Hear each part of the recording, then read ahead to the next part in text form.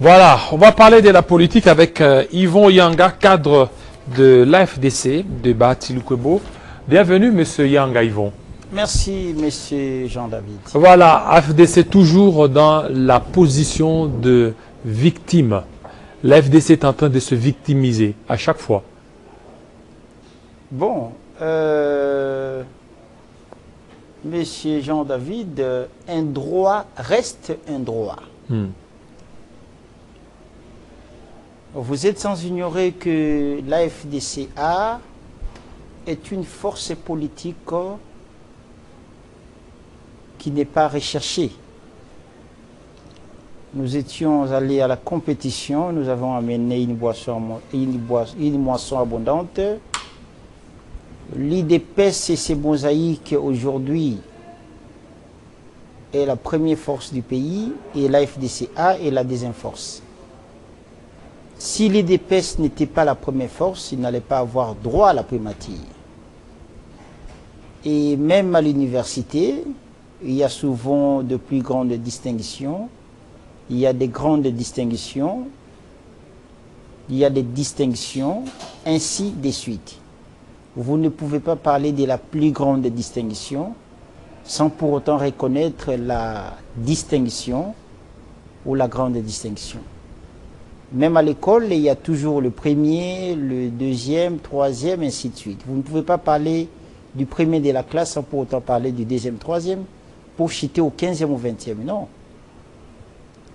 Donc ce que nous réclamons, c'est le respect des normes et des règles et des principes qui nous a été édictés par l'informateur de la République, à son époque l'honorable Augustin Kabouya, mais aussi à Madame la Première ministre, Judith Toulouka Souminois, quand il avait reçu les sociétaires de l'Union sacrée de la Nation. Il a été question de fixer à la famille politique du chef de l'État la répartition selon le poids politique. Ça, ce n'était pas quelque chose à réfléchir à deux fois. L'AFDC aujourd'hui a 40 députés nationaux. Il a 77 députés provinciaux, 94 conseillers communaux et plus de 13 sénateurs. Donc, il est des droits de reconnaître qu'il y a eu des choses qui n'étaient pas bien passées lors de la sortie du gouvernement de Mme Judith Toulouka Souminois. Voilà pourquoi vous avez suivi le professeur Bati-Lukwebo. La conférence de presse s'est tenue le 2 septembre 2024 pour répondre à la demande des présidents fédéraux. Monsieur Jean-David, pourquoi il n'a pas pris mais pourquoi il n'a pas pris une décision décisive?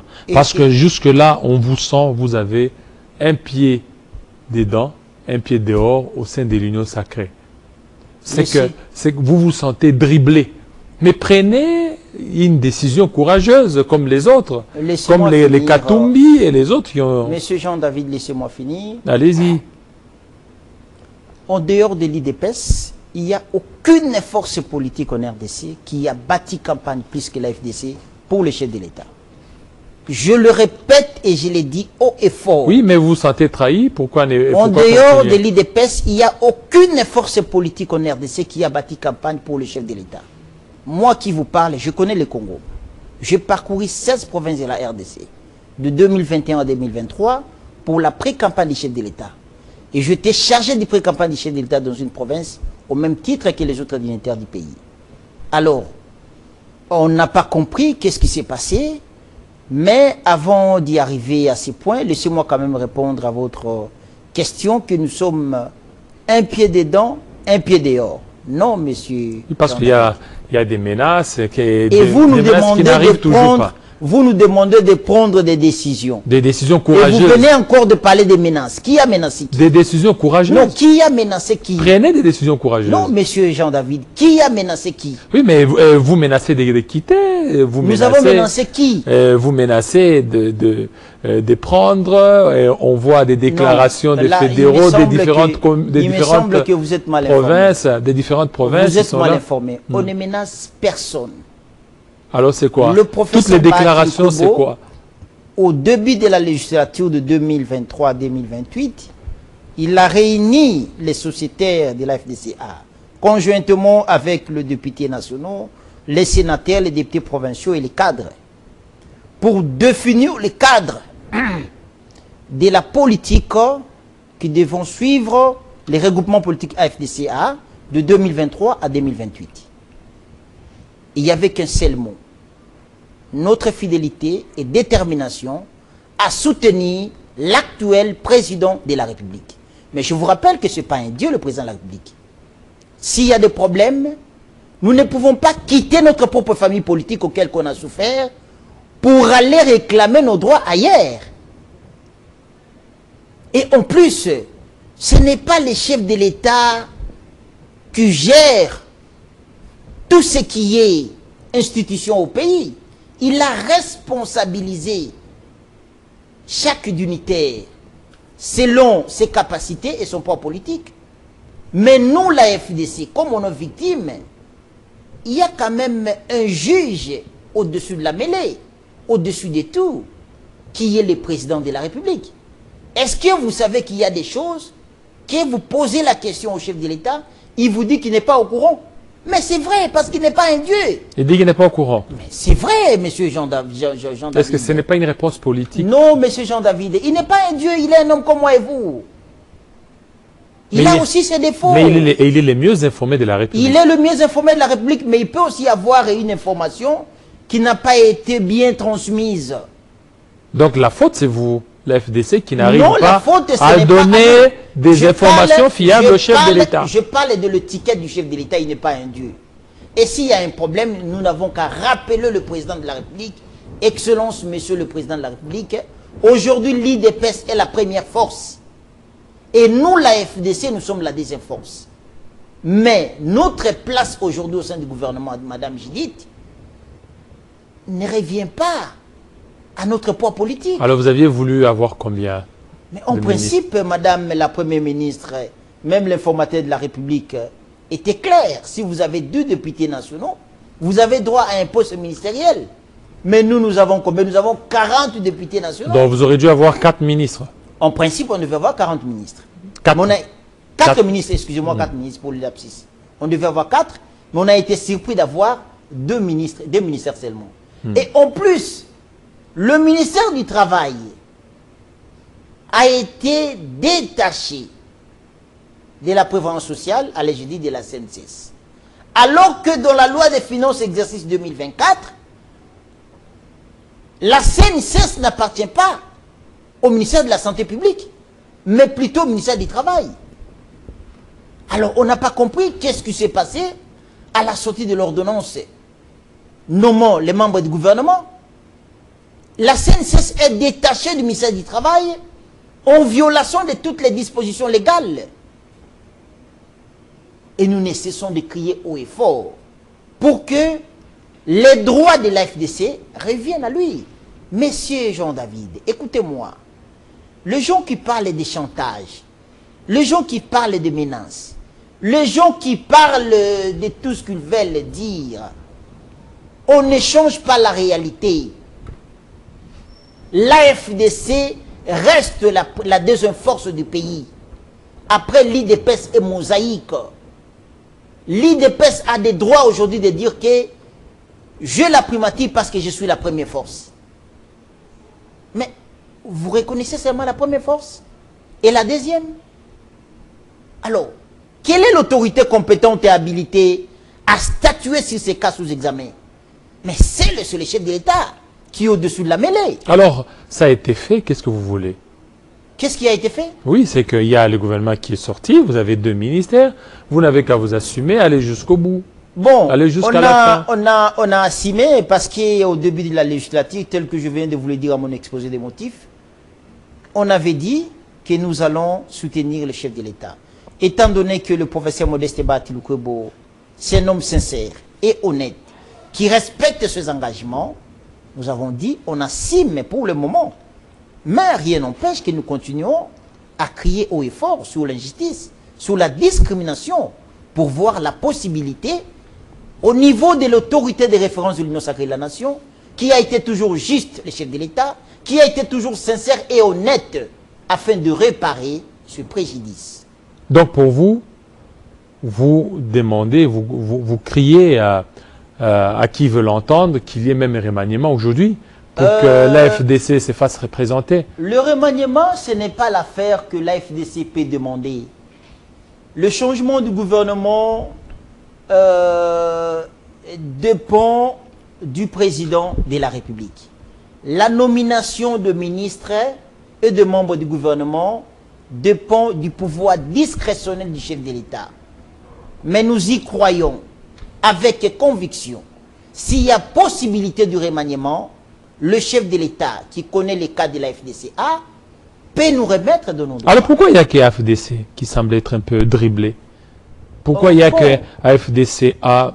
On l'a vu même le fils biologique qui a été injustement, qui serait injustement, j'aimerais utiliser le conditionnel, serait injustement écarté alors qu'il remplissait tous les critères d'être au bureau d'âge.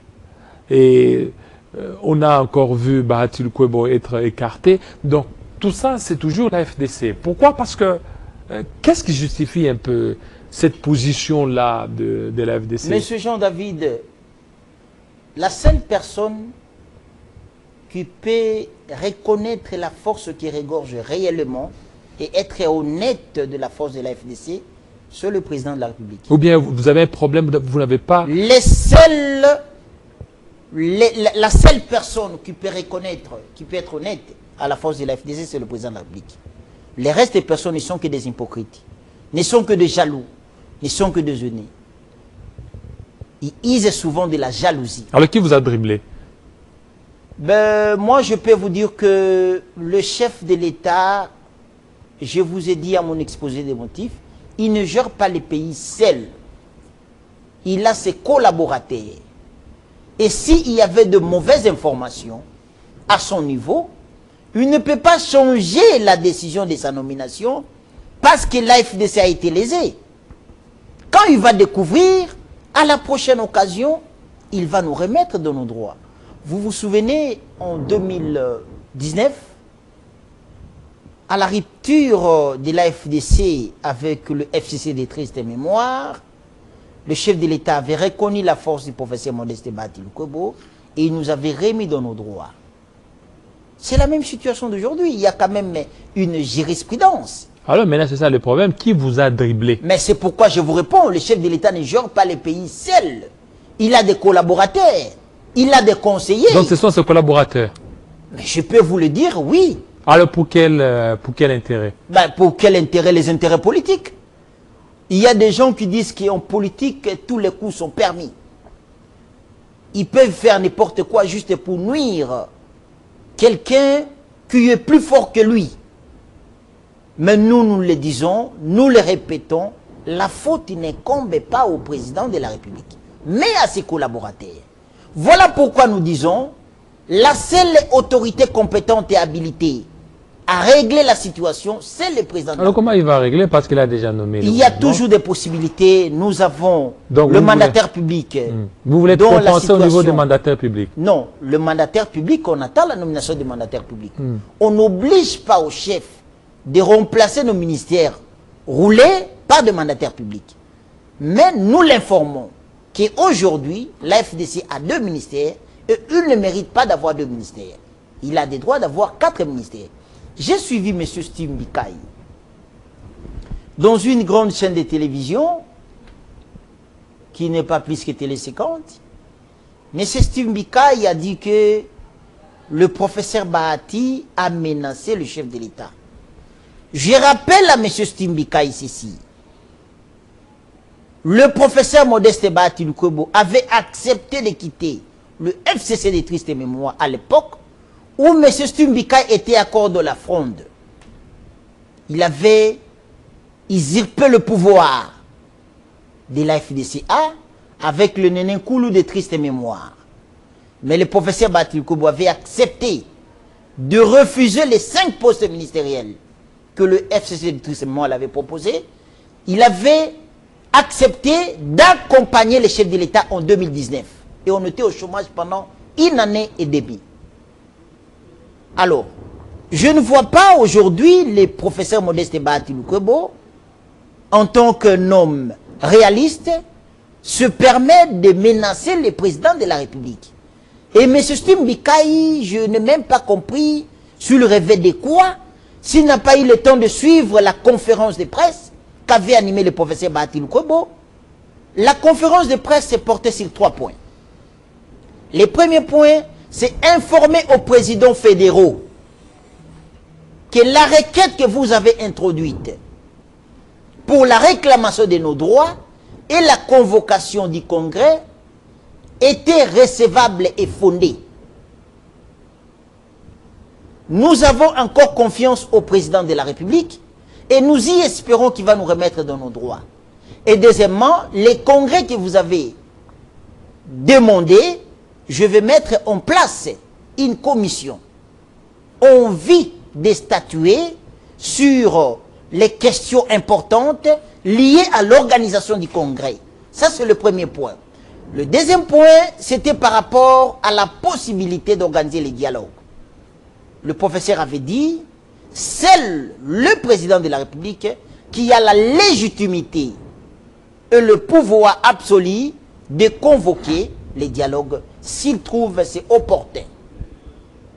Et troisième point, c'était sur la question sécuritaire. Vous êtes sans ignorer qu'il est de l'Est. Il était à la vacance parlementaire chez lui à Bukavu. Il avait réuni les notables de Bukavu et ils ont présenté un plan de la proposition de paix à l'Est du pays et ils ont déposé ça sur le chef de l'État. Tel a été le point qui était inscrit à la conférence de presse animée par le professeur Bahati Lukwebo. Le fait qu'un acteur politique anime une conférence de presse pour répondre aux présidents fédéraux, parce que la FDC c'est une grande force qui est aujourd'hui dans toutes les fédérations, territoires, villages, secteurs, le professeur ne peut pas commencer à écrire. C'est par voie de médias que vous avez suivi au moins 24 fédérations de la FDC demander la tenue du Congo au professeur Bahati Lukwebo. Et c'est par la même voie que le professeur les a répondu que nous allons tenir le congrès. Et en conclusion, il a dit, nous sommes à l'Union sacrée, nous demeurons à l'Union sacrée, nous soutenons le président jusqu'en 2028. Et nous avons encore confiance au président de la République. Jusqu'en 2028. Je ne comprends pas. Est-ce que M. Stimbikaï avait des questions dans ses oreilles? Est-ce que vous allez comprendre le langage politique de dans l'Union sacrée jusqu'en 2028 si on n'arrive pas à réparer cette injustice que vous décriez? Monsieur Jean-David, ne mettez pas la charrue avant le bœuf. Hein? Je vous ai dit ici, à plusieurs fois, que le président de la République actuelle, c'est un homme honnête, c'est un homme juste, c'est un homme sincère, qui respecte ses engagements, il respecte aussi ses partenaires. S'il y a eu des problèmes, je ne pense pas que s'il y a possibilité du nouveau gouvernement, ces mêmes problèmes vont se répéter. C'est avec conviction que je vous parle, parce que je n'ai pas intérêt de flatter ceux qui nous suivent en ce moment à la télé. Voilà. Est-ce que le professeur Bahati Lukwebo n'a pas tout fait pour aller voir les chefs de l'État, lui présenter un peu les doléances des membres du parti? Mais le président de la République connaît l'affaire. Il connaît bien les dossiers. Je vous ai dit ici. Il connaît bien les dossiers. Les 3 points. Il connaît bien les dossiers quand même. Les 3 points qui étaient objet de la conférence de presse du professeur Bahati Lukwebo. Le premier point, c'est informer aux présidents fédéraux sur la requête introduite en vue de clarifier l'injustice, mais aussi la tenue du congrès. C'est par voie de médias que la population avait suivi, et c'est par voie de médias que le professeur a répondu. Alors, la question que vous avez posée, je ne pense même pas à une seule seconde que le président de la République peut négliger les sociétaires de l'Union sacrée de la nation. Je ne pense pas. Il est l'autorité suprême de sa famille politique, l'autorité de référence. Mais le fait de négliger ou de ne pas prendre en considération les sociétaires, les grandes forces de l'Union sacrée de la nation, ça va lui déstabiliser. Le chef de l'État n'a pas ces idées-là, n'a pas aussi le temps de réfléchir sur ça. Mais il a le temps de réfléchir sur le quotidien des Congolais. Il sait que s'il y avait des fautes, il y avait des problèmes, il va les régler comme il l'a toujours fait. Voilà pourquoi je ne mange pas mes mots, je ne patauge pas. Je le dis haut et fort, qu'avec conviction, le chef de l'État étant qu'il a été toujours honnête, sincère, il va nous rétablir dans nos droits. Voilà. Parce qu'il n'a pas intérêt de déstabiliser sa propre famille politique. Vous avez parlé du dialogue. Est-ce que vous êtes partant pour les dialogues tels que préconisés par Fayoulou? Fayoulou qui veut qu'il y ait des dialogues, des concertations nationales pour mettre fin à la situation d'insécurité dans l'Est du pays. Bon, monsieur Jean-David, je ne suis pas porte-parole du président Martin Fayoulou. Je vous pose la question pas... Je suis communicateur attitré des... Je vous pose une question en tant qu'analyste politique, oui, parce que déjà les sujets est sur toutes les lèvres, oui. Et vous, ça vous concerne aussi. Et ça nous concerne, mais vous avez suivi quand même le professeur lors de la conférence de presse. Il avait dit, il était clair, et que toute initiative allant dans le sens de réunir le fils et fille congolais autour d'une table est la bienvenue. Mais il faut avoir l'approbation et l'accord de celui qui a la légitimité du peuple. C'est le président de la République. Si les chefs de l'État trouvent que c'est opportun de convoquer les assises autour d'une table, il n'y a pas de problème. Et à la fin, il y aura nous sommes d'avis. À la fin, il y aura partage de pouvoir. Parce que l'on sait bien, aucun dialogue ne s'est terminé sans qu'il y ait partage. Ça, ce sont le dessus des cartes. Et je n'ai pas assez de réponses à vous donner là-dessus. Ce sont les dessus des cartes. Ça relève de la vie et des attributions du chef de l'État et de son pouvoir discrétionnel, s'il peut partager le pouvoir ou pas. Parce que c'est lui qui a la légitimité du peuple. C'est à lui de décider si la finalité du dialogue peut nous amener à un nouveau gouvernement ou ça va s'arrêter juste et avoir des propositions. Alors, parlons de Batsy Lukwebo, de la présidence jusqu'à la deuxième vice-présidence. Est-ce une rétrograde ou une stratégie politique au niveau du Sénat? Monsieur Jean-David, vous avez des questions pertinentes. Ce n'est pas des rétrogrades, monsieur Jean-David. Vous savez, le professeur Batsy Lukwebo, c'est un homme d'État. Il est collé et il respecte ce principe et ses normes. Et il est parfois esclave de ses décisions. Esclave de ses décisions parce que c'est un homme de parole. Je vous l'ai dit, je suis avec ses papas, ça fait aujourd'hui 12 ans. S'il te dit oui, quel que soit les temps, il finira qu'à réaliser. C'est un homme qui est esclave de ses paroles, c'est-à-dire il honore ses paroles. Il avait dit au chef de l'État qu'il est fidèle à lui pour le deuxième mandat. Et lors de la présentation du casting du ticket du bureau définitif du Sénat, les chefs avaient jugé bon, cela revient de son pouvoir, de choisir l'actuel président Sama comme président du Sénat. Et on a vu que le premier vice-président revenait à la première force politique, allais-je dire l'IDPS. Quand vous dites que je serai fidèle à vous, je serai loyal à vous, est-ce que vous allez encore vous opposer à la même personne dont vous resterez fidèle à lui? Mais il peut choisir quelqu'un d'autre de sa formation politique, d'autant plus que Batsy Lukwebo fut un président. Non. Et le président qui accepte d'être aussi dirigé par quelqu'un d'autre, alors qu'il pouvait donner à un autre sénateur. Ça ne peut pas changer le statut du professeur Modeste Batsy Lukwebo. Si, ça a changé. Il est deuxième vice-président. Non, il n'est plus président. Il reste que professeur d'université et sénateur mais deuxième vice-président. Ça ne change pas son statut. Ça ne change pas. Mais deuxième vice-président. Non, ça ne change pas. Mais ça a changé. Mais il va servir la nation. Mais il n'est plus président. Il va servir la nation. Mais il n'est plus président. Vous vous souvenez qu'on était des Inforce, on était troisième force en 2011, après MSR. Mais il était ministre. Ça n'a pas changé son statut.